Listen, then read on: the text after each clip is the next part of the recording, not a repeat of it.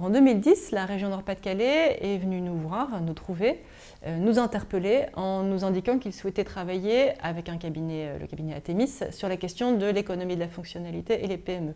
Est-ce que ce modèle pouvait s'adapter à des pratiques de PME? Donc nous avons, avec d'autres réseaux, participé à cette étude d'action en amenant des entreprises de notre réseau à participer à la réflexion.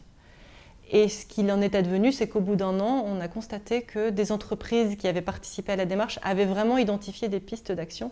Et on voulait aller plus loin. En fait, on voulait pouvoir aller plus loin que identifier si oui ou non il y avait des perspectives et accompagner des entreprises pour qu'elles entrent dans cette transformation et entrent dans des modèles économiques qui nous semblent plus durables.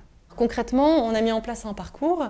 Les dirigeants d'entreprise se sont retrouvés déjà pour 3 jours de formation sur lesquelles on leur a inculqué, on va dire, les principes de l'économie de la fonctionnalité. On les a aidés à penser, regarder autrement, changer de regard. Donc c'était assez bouleversant, on va dire. Ils ont senti qu'il allait avoir une transformation assez importante. Et ils ont tous décidé de continuer en se retrouvant du coup une réunion par mois pendant 10 réunions. Des réunions de 4 heures pendant lesquelles on allait continuer à comprendre ce que ça voulait dire que l'économie de la fonctionnalité, à la fois la comprendre au sens théorique, mais surtout dans l'entreprise, dans chacune des entreprises, comment ce modèle pouvait s'appliquer. Et qu'est-ce que ce modèle pouvait générer comme piste et comme nouvelle création de valeur pour l'entreprise. Et c'est finalement dans les expériences des uns et des autres que les dirigeants ont progressé. Finalement, c'est en voyant que l'une des entreprises arrivait à cheminer et identifier une piste qu'un autre dirigeant arrivait à progresser lui aussi, à identifier lui-même une autre piste lui convenant.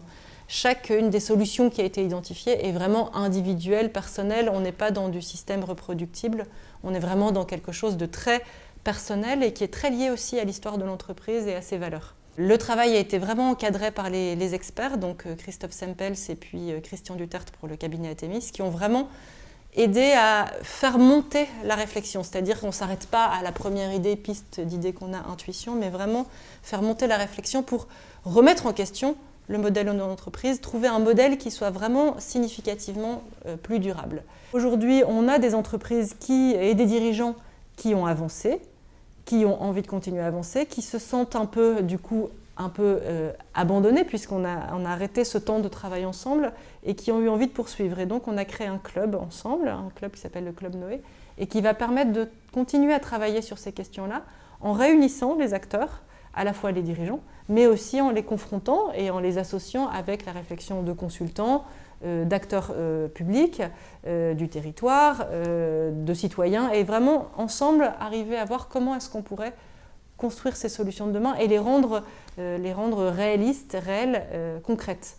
Puisque pour l'instant, on s'aperçoit qu'on a un certain nombre de freins dans la révélation de ce modèle qui sont la compréhension par le client, la compréhension par le banquier, qu'il faut travailler. Donc il faut vraiment arriver à ce qu'ensemble on puisse travailler sur ces différents sujets-là, faire maturer, faire monter en compétence tout l'écosystème pour qu'ensemble on arrive à faire advenir ces nouveaux modèles relevant de l'économie de la fonctionnalité.